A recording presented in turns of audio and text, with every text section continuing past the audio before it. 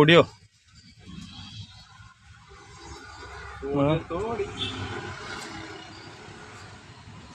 എത്ര മണിക്ക് വന്നാ? 7:45.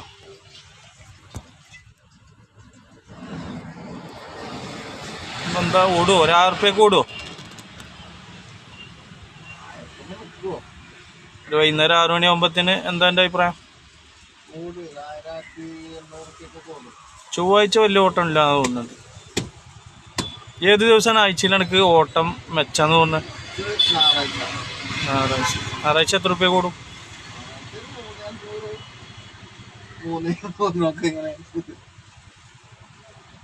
തിങ്കളാഴ്ച ഓടൂല?